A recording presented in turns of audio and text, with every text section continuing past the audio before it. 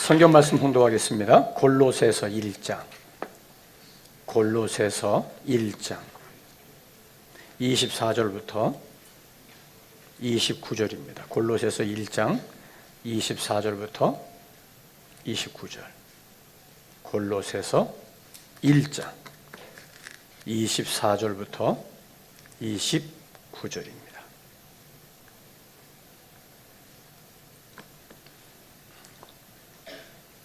오늘 말씀의 제목은 교회, 십자가를 경험하는 현장입니다. 골로새서 1장 24절부터 29절까지 우리 함께 보시겠습니다. 시작. 나는 이제 너희를 위하여 받는 괴로움을 기뻐하고 그리스도의 남은 고난을 그의 몸된 교회를 위하여 내 육체에 채우노라.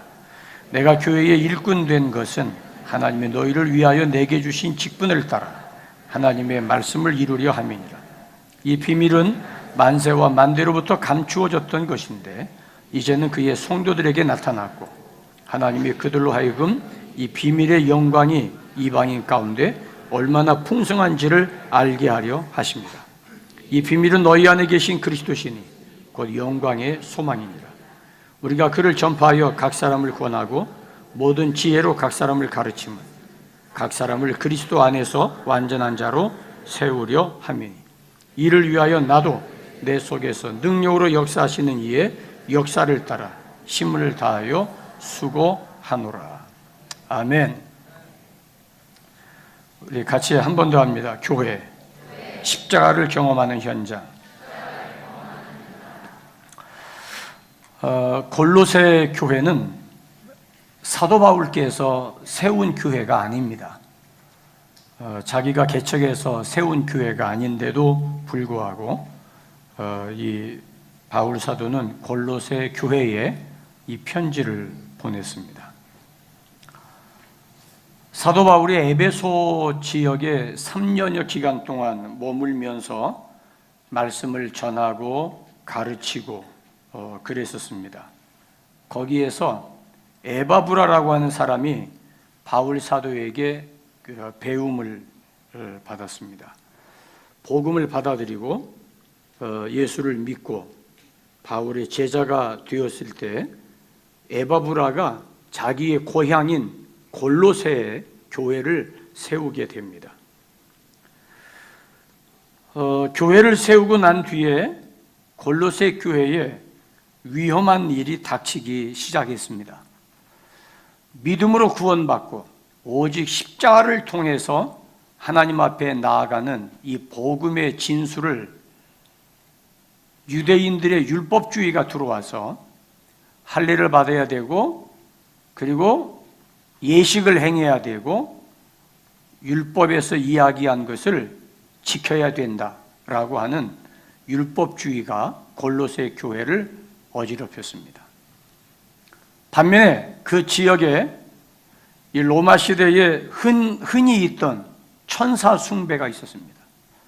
천사가 내려왔다든지 천사가 나타났다든지 하는 그런 어떤 신비적인 것을 많이 추구했었습니다. 그리고 또 한 가지는 우리가 믿음 이야기하지만 하나님이 주신 계시, 하나님이 주신 영적인 지식, 영적인 깨달음, 그것 없으면 거짓이고 가짜라고 하는 그런 가르침이 당시 교회 안에 스며들기 시작했습니다. 사실 모든 이단들이 그런 거 아니겠어요? 모든 이단들이 자기가 받은 계시, 자기가 받은 교리를 통하지 않고는 구원받을 수 없다. 그걸 강조하는 게 그게 이단이죠.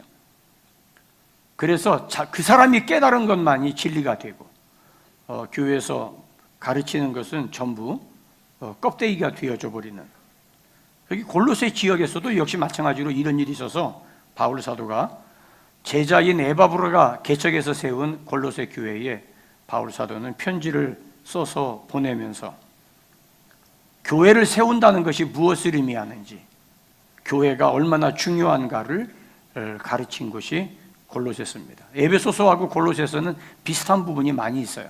그래서 어떤 사람은 이야기하기를 에베소서를 보고 골로새 교회에 바울의 이름으로 본떠서 쓴 편지가 골로새서라 그렇게 말하는 분들도 계신데, 그것을 우리가 신학적으로 받아들일 수는 없고, 에베소 교회와 골로새 교회가 같은 시대에 같은 장소에서 쓰여졌기 때문에 비슷한 면은 있을지 몰라도 쓰여진 내용이 전혀 다르다고 하는 것을 우리가 인정하지 않을 수 없습니다. 교회가 세워질 때 어디든지 교회가 안정된 환경보다는 불안정한 환경 속에서 교회가 세워지게 되는 것을 봅니다. 사회적인 분위기가 교회를 존중하고 교회를 높여주고 교회를 인정하고 그러는 곳에, 그럴 시대에 교회가 세워지면 그 교회는 상당한 위험을 안게 되어지죠. 콘스탄틴에 의해서 로마가 기독교를 국교로 인정하기 그 전까지만 해도 기독교는 굉장한 핍박을 받았어요. 그래서 이렇게 대단위로 사람들이 모여서 집회를 하는 교회당이 존재하지를 않았습니다. 그래서 아주 소규모로 개인 가정에서 마치 비밀 결사대 모이듯이 그렇게 모여서 예배드리고 해산하고, 그래서 오늘은 이 집에서 내일은 저 집에서 이렇게 몰려다니면서 예배를 드리다가 콘스탄틴이 기독교를 국교로, 로마의 국교로 선포하고 난 뒤에는 이제 안정감을 찾게 되면서부터 이런 많은 사람들이 모이는 장소가 필요하게 되어졌죠. 그러면서 사실은 교회는 타락하기 시작했어요. 교권이 등장하면서 기독교가 점점 쇠퇴의 길을 걷다가 결국은 종교개혁을 일으키게 되어집니다. 사회적 분위기가 교회를 공격하고 교회를 거부하고 예수 믿는다는 것을 떳떳하게 내놓고 이야기하기가 두려운 그런 사회 환경과 분위기가 되어진다면 교회는 위협이 될지 모르지만 오히려 성도들의 신앙은 건강해집니다. 그게 참 역설적인 거예요. 아무런 제재를 받지 않고 마음대로 신앙생활을 할 수 있을 때의 신앙이 참 좋을 것 같은데, 그럴 때 신앙보다는 은근히 핍박이 오고 고난이 오고 예수 믿는 것 때문에 불이익을 당하고, 그럴 때의 신앙이 훨씬 좋아요. 안정적이지 못한 교회 환경, 생명의 위협을 받고 있는 사회적인 분위기, 더더구나 교회 안에 있는 성도들조차도 예수 믿고 구원받았다고는 하는데 1년, 2년, 10년, 20년 예수를 믿었다고 하는데도 여전히 어린아이 같고 여전히 성숙하지 못한 그런 성도들이 모여있는 공동체. 그래서 항상 교회 안에는 안정감보다는 불편스러운 게 많은 데가 교회 공동체예요. 1세기 때에도 그랬고 지금도 여전히 마찬가지예요. 그래서 교회는 십자가를 통해서만 복음을 사수할 수 있다는 사실을 우리가 잊으면 안 됩니다. 십자가 없는 교회는 없어요. 십자가 없는 교회는 없습니다. 오늘 한국교회가 이런 위기를 당하게 되는 이유 가운데 하나도 교회 안에 십자가가 없어서 그래요. 이거 있는데 왜 십자가가 왜 없다고 하는가? 그 얘기가 아니라 성도들 마음속에 십자가를 지려고 하는 의식이 없어요. 그냥 편하게 아무 부담 없이 편하게 교회 가서 예배드리고 오는 것은 몰라도 어떤 부담을 가지고 책임을 지고 하는 그런 고통스러운 일을 하지 않으려고 하는, 십자가를 이미 벗어서 내려놓은 지가 한참 됐어요. 제가 어렸을 때만 하더라도 예수 믿는다고 하는 것은 십자가의 길이었어요.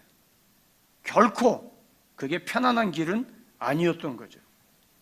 우리는 십자가를 지도록 부름받았습니다.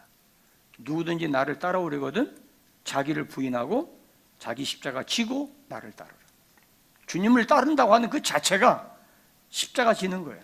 십자가 없이 예수를 믿을 수가 없습니다. 결코 십자가를 벗어놓고는 건강한 신앙생활을 할 수 없는 거예요. 제가 어제 우리 하이파이 예배드리면서 마가복음 11장 12절로 14절의 말씀을 가지고 같이 말씀을 나누었어요. 예수님께서 길을 가다가 너무 배가 고프셨어요. 배가 고파서 길가에 있는 무화과 나무를 찾아갔습니다. 열매를 따서 허기진 걸 채우려고 한 거죠. 잎사귀는 많이 있는데 아무리 봐도 열매가 없었어요. 그러면 이 나무에 열매가 없으면 다른 나무를 가서 찾으면 되잖아요. 그렇죠? 거기 이 나무 하나만 있는 거 아닐 텐데. 그런데 여기에 잎사귀는 무성한데 열매가 없는 것 때문에 예수님이 이 나무를 저주하셨어요. 영원토록 다시는 열매 맺지 못하리라. 너무 잔인하지 않으세요? 여러분들 그런 생각 해보지 않으셨어요? 저는 소름 끼치던데. 아니 그거 열매 하나 없다고 그러면 다른 나무 가서 찾아보면 되지. 성경에 뭐라고 말씀했냐면 아직 무화과의 때가 아니라고 그랬어요. 그 말은 무슨 말이냐면 열매가 맺혀 있다 하더라도 익지 않아서 먹을 수 없는 거예요. 열매가 맺혔다 하더라도 익어야 먹죠. 여러분 요즘 많이 나오는 과일이 뭡니까? 포도, 그리고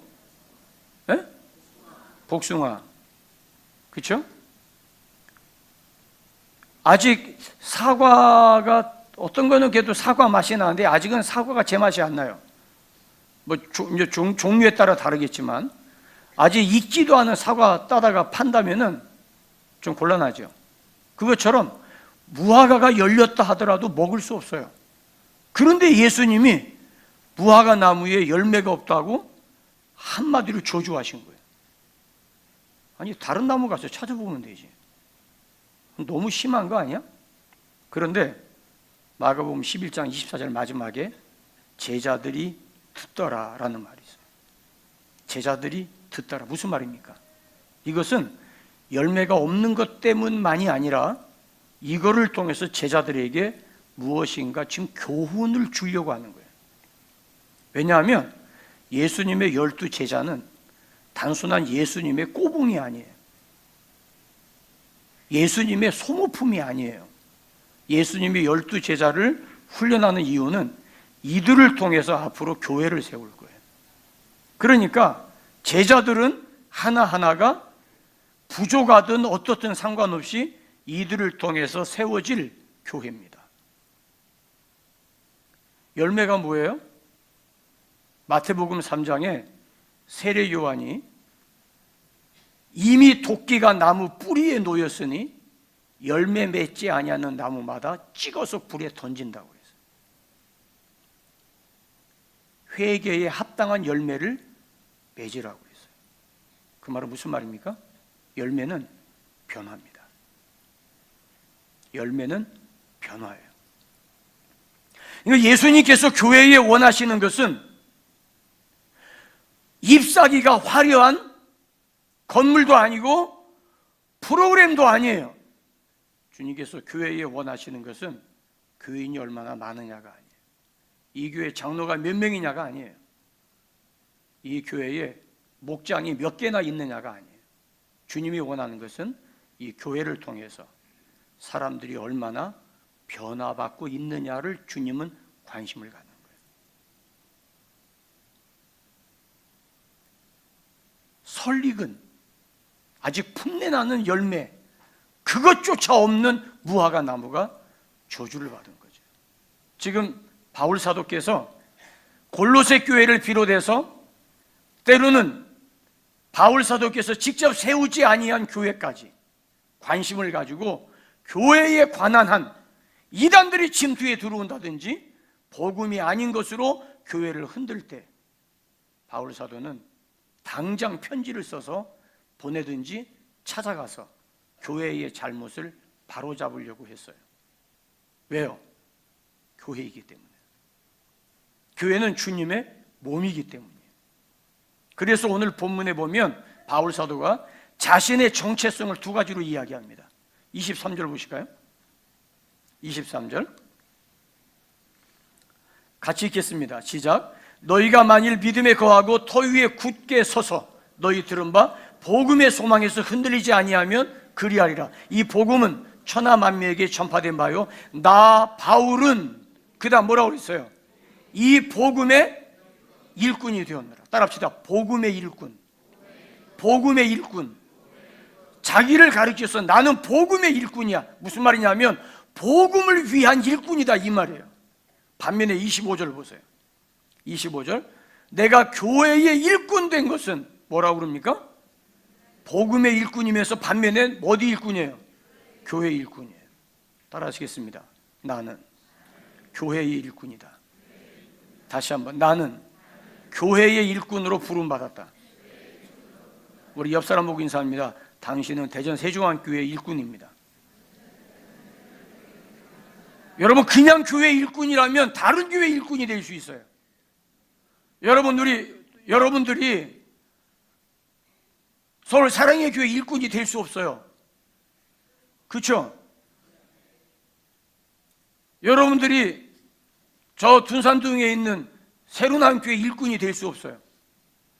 여러분들이 우리 옆에 있는 다른 교회 일꾼이 될 수 없어요. 다른 교회에 대해 관심을 가질 수는 있어요. 그러나 여러분들 그 교회 일꾼이 아닙니다. 여러분들은 대전 세종안교회 일꾼이에요.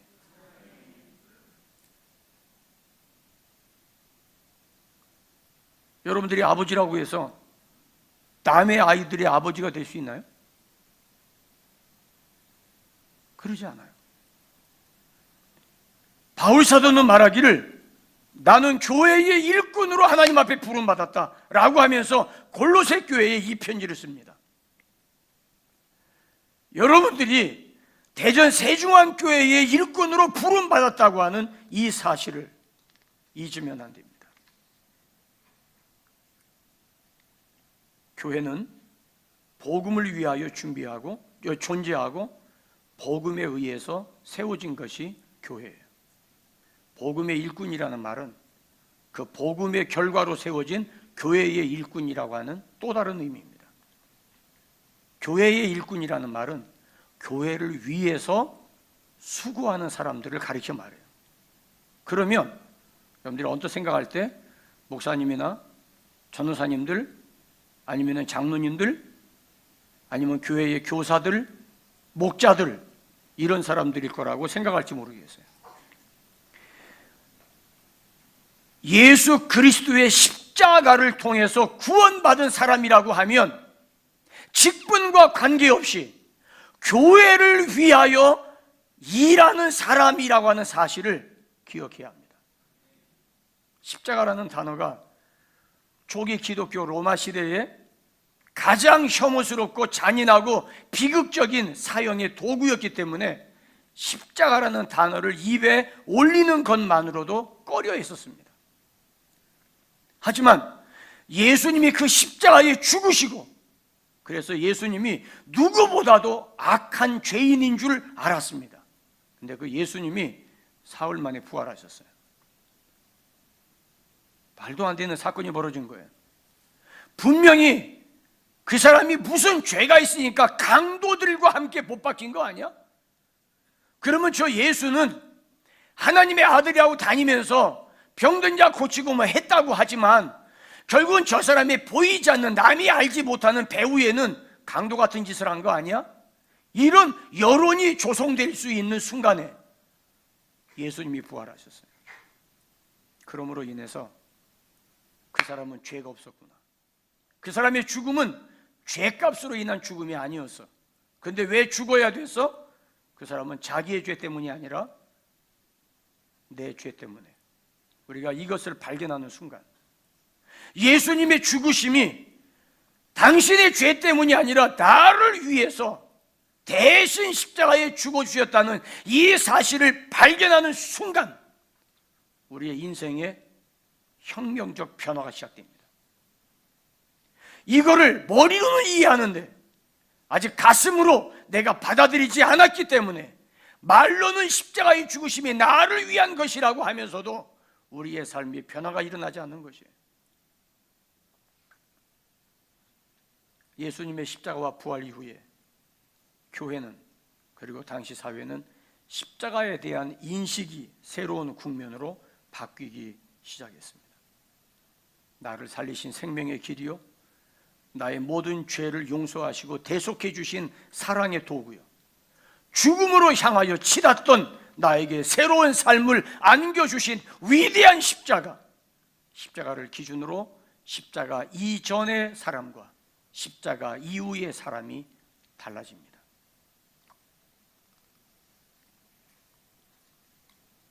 제가 4개월째 십자가를 주제로 설교하고 있습니다.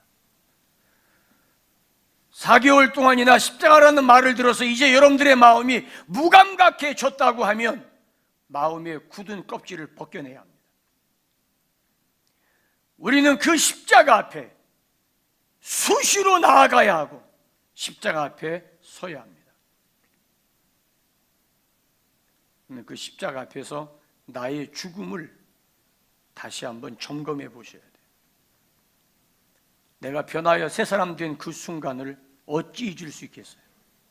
잔인한 십자가의 죽음의 순간을 통과한 은혜를 입었는데 어떻게 내가 십자가 이전처럼 살 수 있느냐 그 말이에요.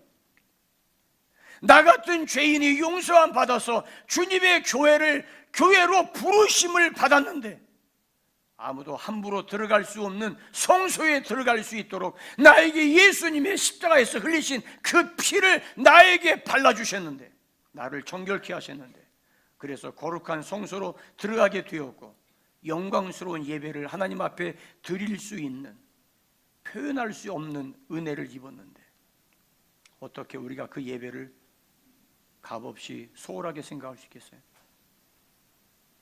구원함을 입은 사람들이 모여서 주님의 몸 된 교회를 이루는데 그 일에 어찌 내가 지체할 수 있겠어요? 교회는 구원받은 사람들을 모아서 주님의 몸을 형성하는 거룩한 공동체입니다. 십자가를 통해서 은혜를 받은 사람이라면 당연히 그 십자가의 복음을 전하지 않을 수 없게 됩니다. 이것이 바로 복음의 일꾼이 된다는 의미입니다. 복음의 일꾼은 교회를 향한 것이 아닙니다. 복음의 일꾼이라는 말은 세상을 향한 거예요. 복음의 일꾼이라는 말은 사회를 향한 거예요.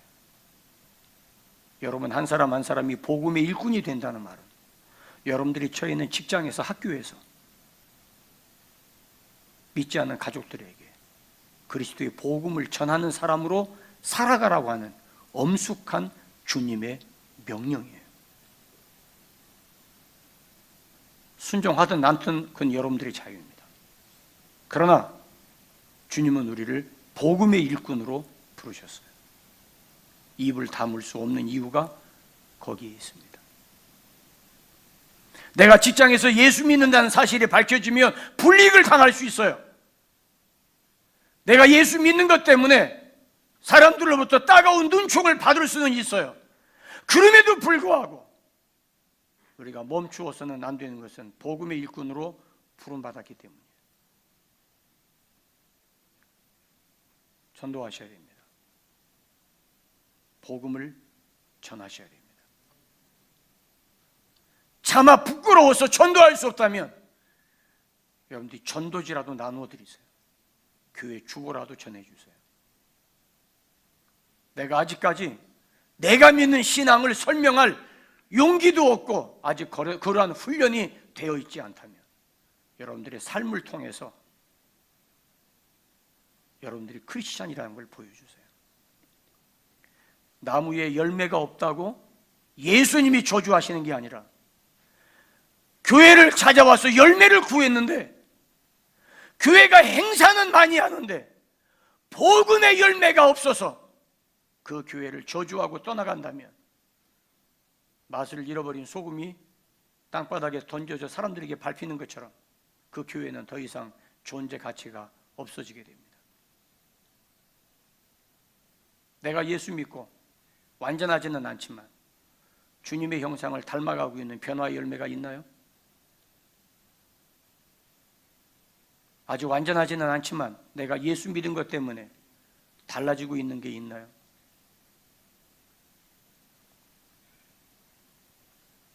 운전하다가 욱해서 보복 운전하고 싶어지면 정서적으로 점검해 봐야 된다고 하는 이야기를 합니다.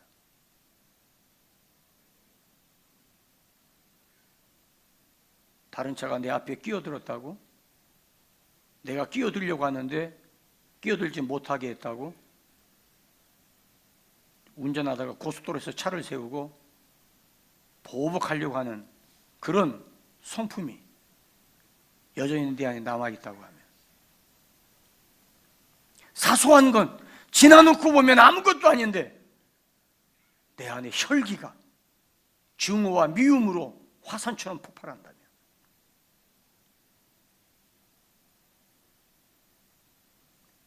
예수 믿고 구원받은 사람으로서의 삶의 변화된 모습이라고 이야기할 수는 없을 거예요.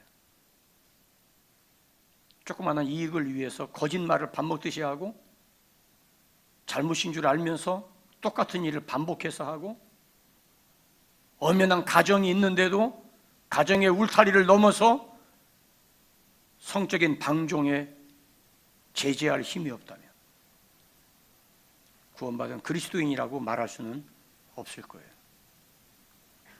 네가 예수 믿고 변화된 게 무엇인지 열매 좀 보여줘봐 라고 이야기했을 때, 여전히 내가 욕심 가운데 있고, 여전히 자기 세계에 갇혀 있고, 여전히 고집부리고, 여전히 하나 되지 못하고, 여전히 공격하고, 남의 잘못을 뒷담화로 이간질하고 변화되지 않는다면 십자가 앞에 나아가서 처절하게 자신을 십자가 앞에 무릎 꿇리십시오. 복음의 일꾼이 되셔야 합니다.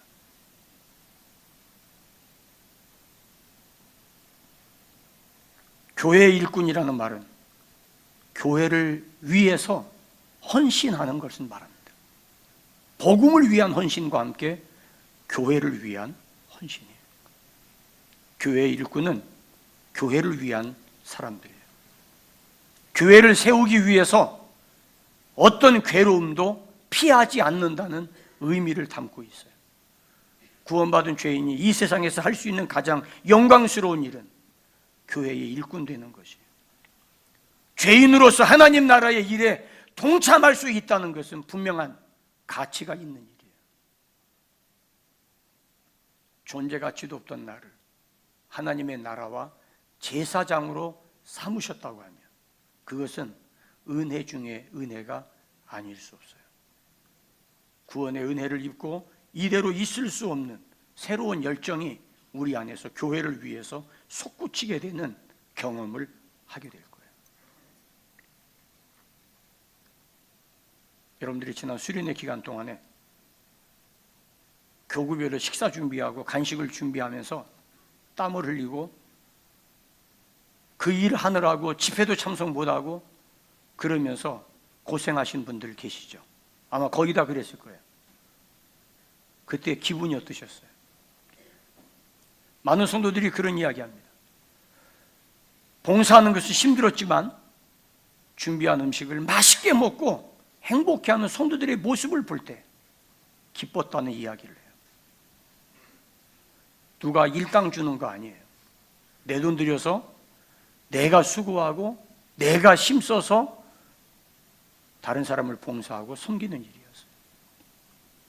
그런데 하나님의 은혜가 교회를 위한 일꾼으로 수고할 때 주시는 보상이 있어요. 교회를 위해서 수고하는 것을 아끼지 않는 교회의 일꾼이 된다는 것, 그것이 축복입니다. 교회의 머리 대신 주님께서 걸어가신 그 형극의 길을 뒤따라갈 용기가 있다는 건 하나님의 입니다. 죽음에서 나를 살려주셨는데 이까지 고난쯤이야. 죽음조차도 두렵지 않다는 그 각오. 어차피 죽었어야 할 나에게 새 삶을 주신 그 은혜. 어차피 십자가를 경험하는 이 짧은 고난을 두려워하지 아니하고 이것이 주님의 뒤를 따르는 것인 줄 알고 기쁘게 갈 수 있는 그 은혜가 임하기를 주님의 이름으로 축원합니다.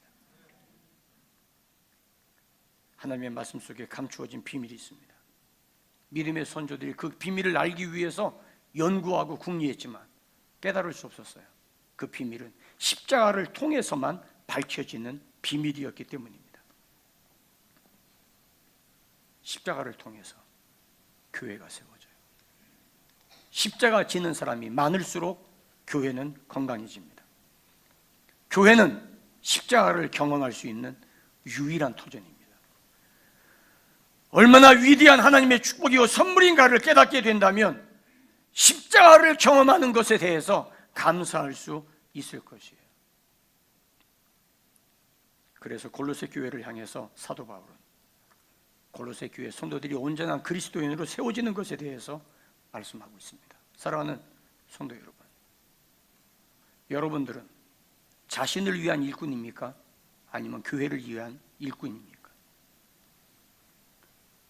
여러분들이 생각할 때 나는 나의 유익을 위해서 내 명예와 자존심을 지키기 위해서 살아가는 자기를 위한 일꾼입니까? 아니면 나를 위해서 십자가에 죽어주신 그리스도를 위하여 그분이 세우신 교회를 위해서 어떤 불이익도 어떤 손해도 심지어는 내 자존심의 상처를 입더라도 포기하지 않고 교회를 위해서 수고와 고난을 아끼지 않는 교회를 위한 일꾼입니까? 저는 오늘 이 시간 여러분들이 한 분도 빠짐없이 대전 세종환교회를 위한 일꾼으로 세워지는 귀한 시간 되기를 소망합니다. 두 번째로 교회의 일꾼은 비밀을 이루는 사역에 헌신하게 됩니다. 비밀을 이루는 사역에 헌신하게 됩니다. 세 가지 비밀이 있습니다. 교회의 일꾼으로서 교회를 위한 헌신은 주님의 고난에 함께하는 것이라는 비밀입니다. 바울 사도께서 24절에 이런 말씀을 하세요. 나는 이제 너희를 위하여 받는 괴로움을 기뻐하고 그리스도의 남은 고난을 그의 몸된 교회를 위하여 내 육체에 채우노라. 여러분, 그리스도의 남은 고난이 있다는 말이 무슨 말이에요? 주님의 고난이 충분하지 않았나요? 주님이 고난을 다 감당할 수 없어서 남겨두셨나요? 그 이야기입니까? 주님의 고난이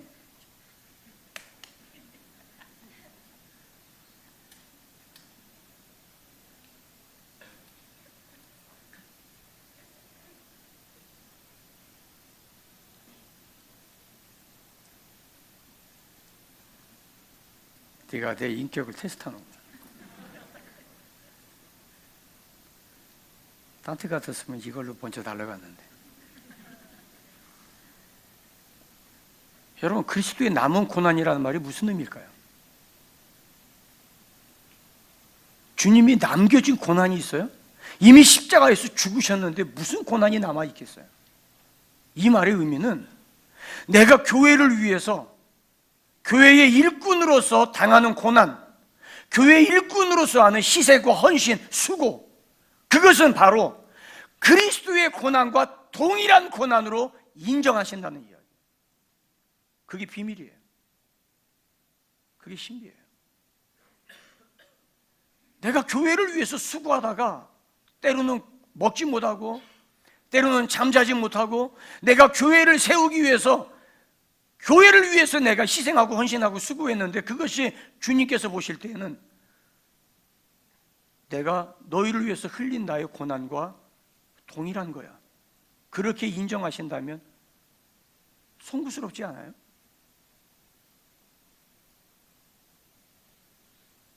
그건 정말 송구스러운 거예요.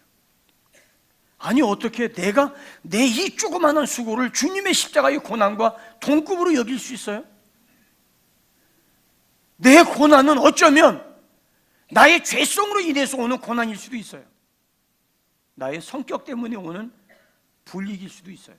그런데 그것이 교회를 위한 것으로 조금만 연결되어도 주님은 내가 당한 고난과 동일한 고난이라고 주님께서 인정해 주신다면 몸둘 바를 모를 만큼 죄송스러운 말씀 아닌가요?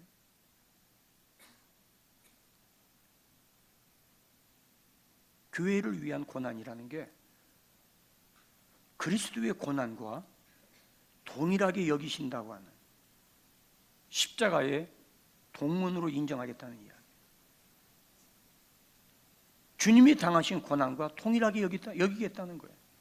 그래서 바울 사도는 내가 세운 교회는 아니지만 제자 에바브라가 세운 골로새 교회지만 이 교회를 위해서 내가 수고를 아끼지 않겠어. 이거 아니고도 할 일이 많고, 이거 아니고도 내가 너무 무거운 수고를 해야 되는데, 내가 고난이 많은데, 제자가 세운 주님의 그리스도의 몸된 교회 골로새 교회를 위해서라면 내가 아끼지 않겠어. 내가 그 수고를 내 육체에 채우겠어. 그 말은 뭐냐면 정신적인 고통이 아니라 육체적 고통이에요. 수고예요.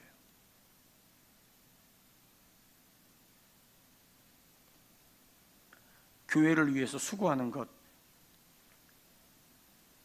아끼지 마세요. 교회를 위해서 헌신하는 것 계산하지 마세요. 하나님께서 여러분들을 대전 세중앙교회 일꾼으로 부르셨어요. 그렇다면 여러분 대전 세중앙교회를 위해서 최소한의 수고와 그를 통해서 주어지는 고난을 각오하셔야 돼요. 고난 없는 십자가 없습니다. 희생을 요구하지 않는 십자가 존재하지 않습니다.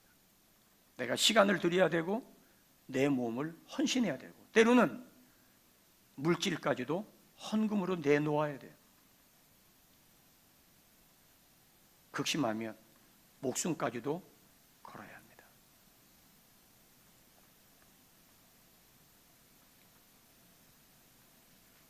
제가 제자훈련을 시작하면서 20년 전부터 제자훈련 시작하면서 저녁 8시, 9시에 제자훈련 시작하고 보통 새벽 1시, 2시까지 제자훈련을 했어요. 제자훈련 2팀을 했습니다. 젊었을 때에는 할만했어요. 근데 점점 피로가 누적되기 시작하더군요. 그것이 쌓이고 쌓이면서 뜻하지 아니하게 수술을 받을 수 있는 기회를 주시고 수술하게 되고 피로가 누적되면서 뇌 혈관이 막히는 일이 생겨서 몸의 한쪽이 마비가 오는 일도 경험할 수 있는 영광을 주셨어요. 근데 그것 때문에 후회해 본 적은 없어요. 오히려 감사했어요. 왜냐하면 나 같은 죄인이 목사가 된 것도 감사한데 몸된 교회를 섬기고 성도들을 훈련시키는 그 일을 하다가 내 몸에 건강에 이상이 온 것에 대해서 오히려 감사할 수 있었던 것이에요. 두 번째 고난은, 두 번째 비밀은, 교회를 위한 고난은 하나님 나라의 영광이 된다는 비밀입니다. 교회를 위한 고난. 내가 몸된 교회를 위해서 내가 감내해야 되고 감당해야 되는 그런 기회가 온다면 기꺼이 그 십자가를 피하지 말고 십자가를 짊어지세요. 교회는 십자가를 경험할 수 있는 현장이에요. 십자가를 외면하고서는 어느 곳에도 교회가 세워지지 않습니다.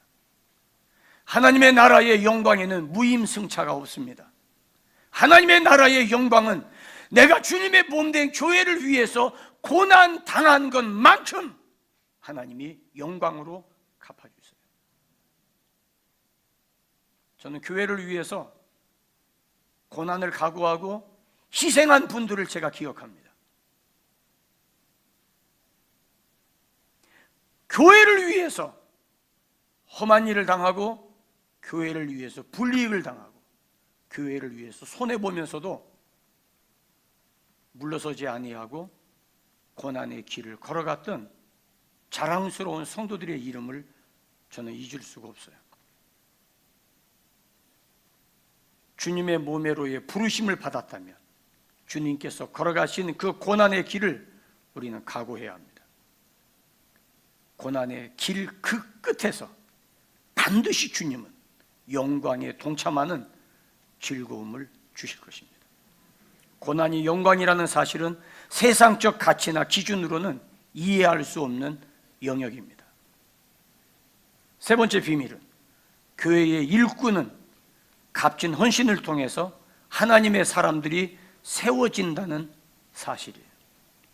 여러분들의 헌신이, 여러분들의 수고가, 여러분들의 고난을 통해서 누가 유익을 봅니까? 여러분들의 그 헌신과 그 희생을 통해서 사람들이 주님 앞에 온전하게 세워진다면 그거 이상 큰 영광이 없습니다. 제가 학교 다닐 때 저에게 두 가지 이야기를 해준 사람이 있어요. 어떤 사람은 검은 털 가진 짐승 키우지 마라. 남는 거 하나도 없다. 배신당한다. 사람 키우지 말라는 얘기예요. 어떤 사람은 세상에 사는 일, 어떤 일보다도 가장 가치 있는 일은 사람을 키우는 일이다. 제가 제자훈련을 하게 된 동기입니다. 우리 교회 교직에 있는 선생님들 계세요. 어느 영역, 어느 분야의 선생님이든 관계없이 저는 그분들을 존중합니다. 왜냐하면 그분들의 손에 의해서 이 나라의 장래가 결정되는 사람을 키우기 때문입니다. 여러분들에게 도전하는 질문 하나 하겠습니다. 내가 일생 살고 50년을 살다 죽던 80년을 살다 죽던 90세에 죽던 관계없이 여러분들의 일생을 통해서 여러분들은 몇 사람을 키웠다고 생각하세요? 그리고 몇 사람을 키우겠다는 각오를 가지세요? 자식을 키우는 것은 당연히 해야 될 일이에요. 자식마저 키우지 않는다면 부모로서의 직무유기입니다. 자식 말고 나와 다른 누구를 여러분들 때문에 망가졌던 사람이 온전해지고 폐인되었던 사람이 다시 삶을 시작하고 절망하고 포기했던 사람이 소망을 갖게 된다면 하나님 앞에 갈 때 그거 이상 영광스러운 일이 없다고 생각을 해요.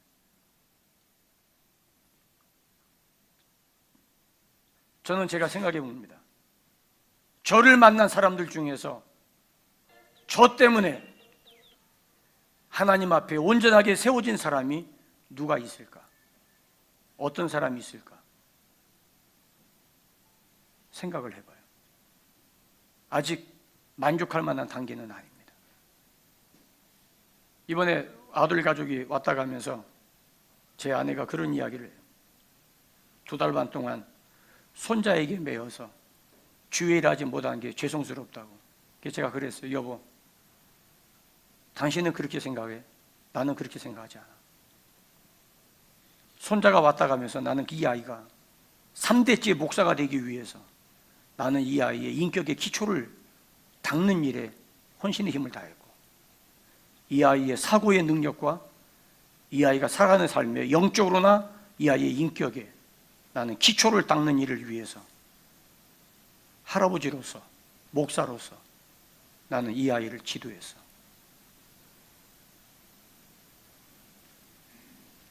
아직 세돌이 되지 않은 아이지만 이 아이 안에 인격이 형성돼 가는 과정을 보면 소름이 끼칩니다.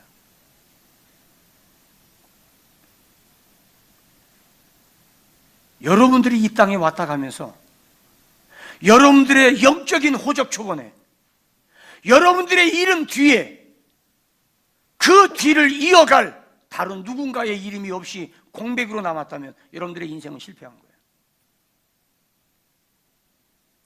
영적인 자녀, 여러분들로 인해서 하나님 앞에 세워진 영적인 자녀가 누가 있습니까? 내 영적인 족보에 내 이름으로 끝나고 그 뒤에 공백으로 남아진다고 하면 여러분들이 아무리 사회적으로 명성을 얻고 업적을 남겼다 할지라도 하나님 앞에 갈 때에는 가장 부끄러운 인생으로 서게 될 거예요. 가진 것은 없지만, 업적은 없지만 영적인 내 이름 밑에 나로 인해서 하나님 앞에 세워진 또 다른 일꾼이 세워졌다면 한 사람이 됐든 두 사람이 됐든 그것은 여러분들에게 영광입니다. 그분들이 바로 여러분들에게 자랑의 면류관이 될 겁니다.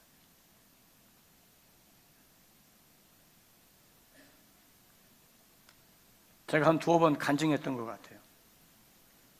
어느 감리교회 목사님 사모님이 불임입니다. 아이를 낳을 수가 없어요. 굉장히 많이 기도원에 와서 기도하고 그 바위 밑에서 눈물로 기도하고 그랬다고 그래요. 그런데 그때 하나님께서 깨달음을 주시더랍니다.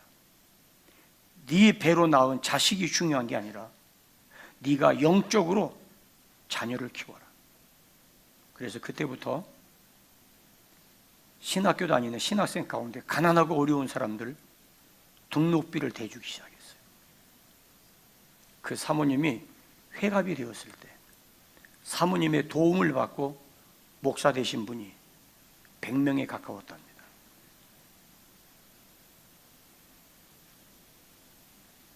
사람을 키운 거예요. 지금은 부족하고 지금은 어렵고 지금은 나도 아직 온전한 인격이 아니지만 그럼에도 불구하고 여러분들의 수고와 헌신을 통해서 그리스도 안에 한 사람이 온전하게 세워지는 일을 위한 거라면 수고와 고난과 눈물을 아끼지 마십시오. 하물며 파이랜드의 교사로 세움을 입었다면 여러분들의 눈물과 수고로 인해서 여러분들의 가시로 가르침을 받은 이 아이들이 주님 앞에 온전한 사람으로 세워질 수 있도록 십자가 지십시오. 여러분들은 그 일을 위해서 부름받은 교회의 일꾼입니다. 목자 두말할 거 없습니다. 직분, 어떤 직분보다도 소중한 것은 사람을 그리스도 안에서 온전하게 세우는 그 직분입니다. 돈 벌기 위해서 쓰는 아이디어 필요합니다. 버르셔야죠. 그러나 사람을 키우고 사람을 세우는 지혜도 구하시기를 바랍니다. 가르쳐서가 아니라 내가 삶을 보여줌으로 인해서. 그래서 교회는 말씀을 이루는 현장이에요. 교회를 통해서 가르침을 받은 대로 행동한다는 것은 결코 쉬운 일이 아니라는 걸 여러분들이 삶을 통해서 경험했을 거예요. 사랑할 수 없는 사람을 서로 사랑해야 하는 것이 십자가를 경험하는 현장으로서의 교회입니다. 내가 자존심을 구겨가면서도 겸손한 모습으로 섬겨야 하고 내 몸이 피곤하고 힘들매도 불구하고 힘을 다하여 봉사해야 하고 도무지 받아들일 수 없는 사람을 용납하고 배려해 주어야 하고 손해보는 걸 뻔히 알면서도 때로는 침묵해야 하고 나를 음해하고 뒷담화하고 공격하는 걸 알면서도 억울하고 분해도 나를 위해서가 아니라 교회를 위해서 참아야 하고 말씀을 이루는 십자가를 경험하는 그 길은 결코 쉬운 일이 아닙니다. 아무 죄가 없어도 십자가를 지셨던 주님을 닮으려고 하면 그 말씀을 따라서 교회의 유익을 위해서 내가 짊어져야 될 십자가를 묵묵하게 짊어질 수 있는 용기, 그 결단, 그것이 바로 복음적 삶의 본질입니다. 내가 무엇이 모자라거나 바보여서가 아닙니다. 아무것도 모르는 무지함 때문도 아닙니다. 그리스도의 뒤를 따르는 주님의 제자로서 교회의 일꾼으로 부름받았기 때문입니다. 나의 안일함보다는 교회의 평안이 우선이고 나의 유익보다는 교회의 유익을 우선하고 내 명예보다는 교회의 명예를 먼저 생각하는 교회의 일꾼이 되십시오. 그러면 우리의 삶은 십자가의 원리를 따르는 삶으로 살아가게 될 것입니다. 그래서 교회는 십자가를 경험하고 훈련하는 현장입니다. 마지막 세 번째, 능력으로 나타나는 수고의 십자가를 감당하십시오. 교회의 일꾼이 되어서 십자가의 삶을 살아가는 것은 감추어진 비밀이라고 말씀하고 있습니다. 왜냐하면 이런 일은 내 의지로만 할 수 있는 일이 아니기 때문이에요. 내가 해보려고 열정을 내고 힘을 다하다가 지쳐서 쓰러지고 그래서 더 이상 못하겠다고 포기한 일이 한두 번이 아니었죠. 내 힘으로 할 수 있는 일이 아니에요. 내 생각과 의식 가운데 교회를 위한 비전을 주시고 그 비전을 향하여 열정을 주시면서 나를 이끌어 가시는 주님을 의지하기 바랍니다. 29절 말씀 같이 읽겠습니다. 29절입니다. 이를 위하여 나도 내 속에서 능력으로 역사하시는 이의 역사를 따라 힘을 다하여 수고하노라. 다시 한번, 이를 위하여 나도 내 속에서 능력으로 역사하시는 이의 역사를 따라 힘을 다하여 수고하노라. 여러분, 교회를 사랑하고 교회를 생각하고 주님의 몸된 교회를 위해서 내가 기쁨으로 십자가 지고 헌신하고 고난을 감당하려고 생각하면 교회를 위한 무한한 비전과 아이디어들이 끊임없이 생겨납니다. 할 일이 너무 많이 생각이 납니다. 이것도 해야 되고 저것도 해야 되고 할 일은 많고 몸은 제한되어 있고, 아무리 생각해도 할 일이 없고 더 이상 내가 할 일이 없다고 생각되어진다면 교회의 일꾼으로서의 자리를 회복하십시오. 하나님 앞에 기도하시기 바랍니다. 이 일을 감당할 수 있는 능력을 주께서 주십니다. 나를 교회의 일꾼으로 부르신 그분께서 수고할 수 있는 능력을 우리 안에 불어넣어 주십니다. 그래서 무능하고 무지한 나 같은 사람도 그 일을 능히 감당할 수 있도록 은혜 주십니다. 이제 다음 주면 우리 교회 설립 34주년입니다. 만 34년째 되어집니다. 아무리 생각해봐도 지나온 34년 기간 동안 아무리 생각해도 제가 잘해서 여기까지 온 것은 아니란 것을 하나님이 알고 여러분들이 알고 제가 알아요. 저는 그만한 목회 실력이 없는 사람이에요. 그래서 할 수 있는 이야기는 오로지 주님의 은혜입니다. 그 고백밖에는 할 것이 아무것도 없습니다.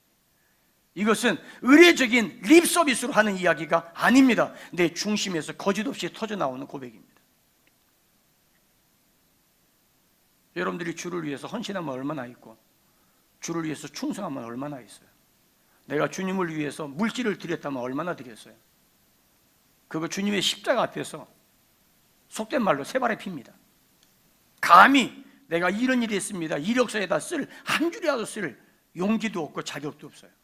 그런데 주님은 그거를 나에게 적은 일에 충성한 건데, 적은 일에 하는 척 한 건데, 주님께서 우리에게 면류관을 주실 때 하나님 앞에 가서 내게 주신 그 면류관, 내가 뭘 일을 했다면 이 면류관 받아 쓰겠지만 아무리 생각해도 부끄러운 것밖에 없는데 그거를 잘했다고 면류관 주실 때 내가 이 면류관 쓰고 있을 수가 없어서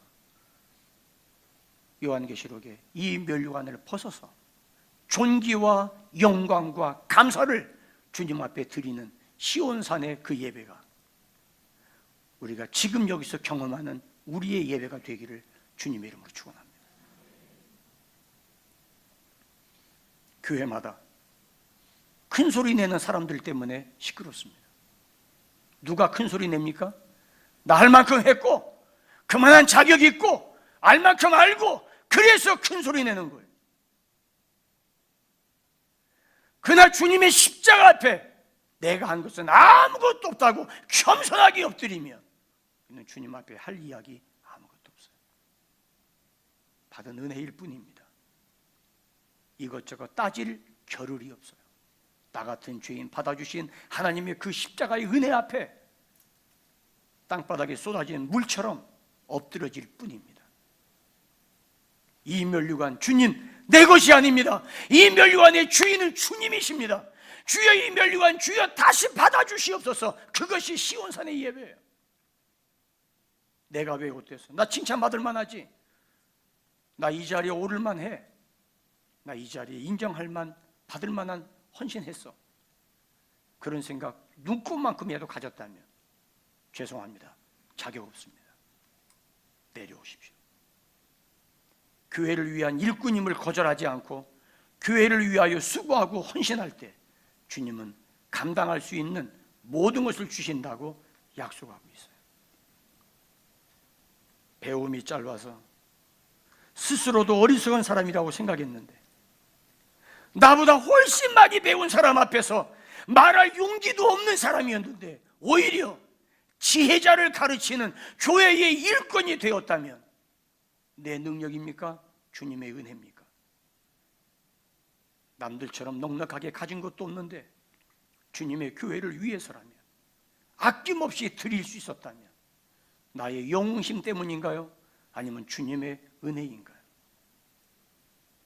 유명하지도 못해서 늘 그늘진 곳을 찾아다니고 사람 앞에 서면 주눅이 들었던 사람이 하나님의 말씀이라면 담대하게 가르치고, 신앙적 의지가 약한 사람이라면 권면해서 용기 주고, 어려운 일을 당하여 낙심하고 힘을 잃은 사람을 찾아가서 격려해 줄 수 있는 일이라면 상담학을 전공했기 때문인가요? 아니면 감당할 수 있는 은혜를 주셨기 때문인가요? 바울 사도는 고백합니다. 내 안에서 역사하시는 그분의 능력을 따라 힘을 다하여 수고하였노라. 무슨 말입니까? 내가 한 것이 아니라는 이야기. 역사하시는 그분께서, 교회의 머리 되신 주님께서 교회의 일꾼된 저와 여러분으로 하여금 십자가를 감당할 수 있도록 능력으로 이끌어 가신다는 사실을 믿음으로 붙들기 바랍니다. 지난날의 약점 때문에 움츠리지 마세요. 지난날의 실수 때문에 주눅 들지 마세요. 강하고 담대하세요. 주님께서 십자가에서 죄인이었던 나를 부르신 주님께서 여러분들을 세종환교회의 일꾼으로 세우셨어요. 담대하세요. 주님과 함께 일어나세요. 교회를 위한 수고의 십자가를 감사함으로 감당하기를 주님의 이름으로 축원합니다. 결론으로 말씀드립니다. 교회, 십자가를 경험하는 현장에는 반드시 영광의 상급이 따르게 되어집니다. 이걸 가리켜 영광의 소망이라고 말씀합니다. 비밀입니다.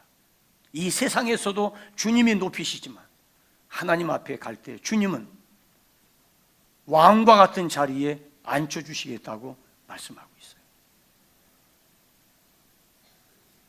우리가 이제 대안학교를 세우고 헌당을 하려면 우리의 수고가 뒤따르지 않을 수 없습니다. 교회를 위해서 수고해야 되고 헌신해야 되고 때로는 불이익을 각오해야 될지도 모르겠어요. 수고를 아끼지 않고 뛰어들게 될 때 주님께서 여러분 한 사람 한 사람에게 하나님의 영광으로 갚아주실 거예요. 제 이야기 하나 하고 마치겠습니다.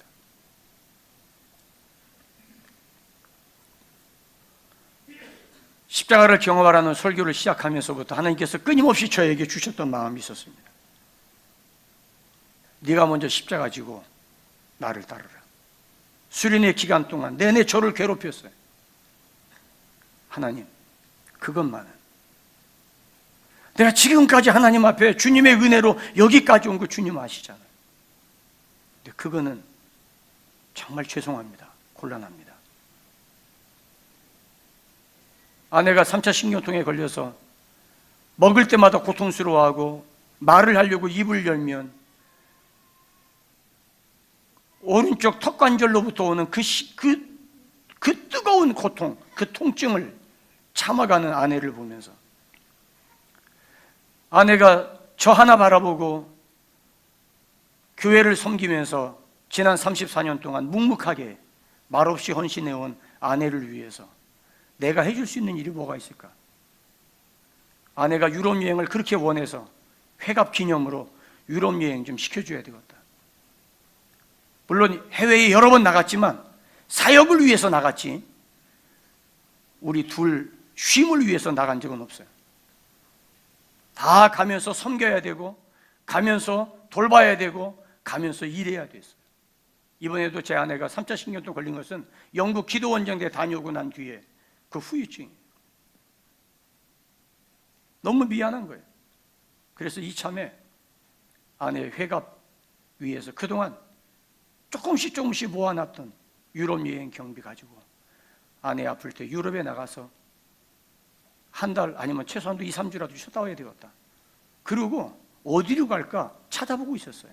근데 하나님께서 그 말씀을 하시는 거예요. 너 그거 희생해. 그러면 나는 아내에게 뭐가 돼요? 정말 괴로웠어요. 너무 괴로웠어요. 그러다가 더 이상 피할 수가 없을 때 아들 가족 인천공항에서 보내고 나서 돌아오면서 제가 아내에게 이야기했어요. 여보, 사실 내 이만해서 당신하고 유럽 여행 가려고 회갑 기념으로 내가 준비했었어. 근데 하나님께서 자꾸 그걸 말씀하셔. 괴로워. 정말 괴로워. 저는 원래 돈을 모으는 사람이 아니에요. 아내가 주면 남는 거 동전까지라도 화장대 위에다 내놓아야 속이 편한 사람이에요. 근데 아내를 위해서 모처럼 만에 처음이자 마지막으로 회감여행 가려고 준비했던 그거를, 세상에 하나님께서 그걸 말씀하실 때 저는 정말 기쁘지 않았어요. 아내에게 그 말을 했어요. 아내가 이야기합니다. 여보, 유럽 여행 가는 것보다 나는 더 행복해. 형을 지체하지 마.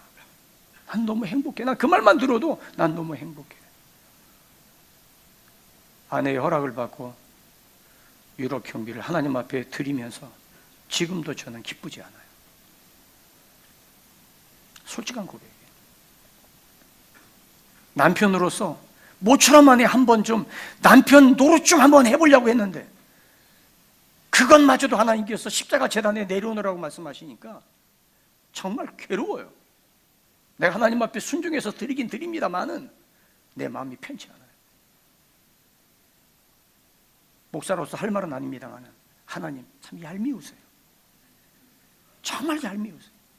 어떻게 그걸, 세상에 다른 건 몰라도 34년 동안 나를 위해서 몸이 저렇게 되도록 희생하고 헌신한 아내를 위해서 내가 남편으로서 한번 좀 해보겠다는데 하나님께서 그걸 말씀하시나, 정말 야속해요. 그런데 순종할 수 밖에 없는 것은 하나님께서 교회 일꾼으로 세우셨기에 네가 나를 따라오려면 너 자신을 부인하고 네 십자가 지고 나를 따를 것이니라. 주님, 순종합니다. 하지만 솔직하게 기쁨은 없습니다. 기쁘지 않습니다. 부담됩니다. 사랑하는 여러분, 교회는 십자가를 경험할 수 있는 유일한 장소입니다. 주님께서 말씀하세요. 너는 복음의 일꾼이요 교회의 일꾼으로 내가 너를 불렀어. 내가 너를 선택했어. 복음의 일꾼은 교회 밖을 향해서라면 교회의 일꾼은 교회를 향하는 거예요. 교회를 위한 고난, 십자가 주저하지 마세요. 거기에는 눈물이 있어요. 거기에는 괴로움이 있어요. 거기에는 고통이 있어요. 그러나 내가 가는 이 길 끝에서 나는 주님을 보리라. 영광의 주님, 나를 맞아주시리. 기도하시겠습니다.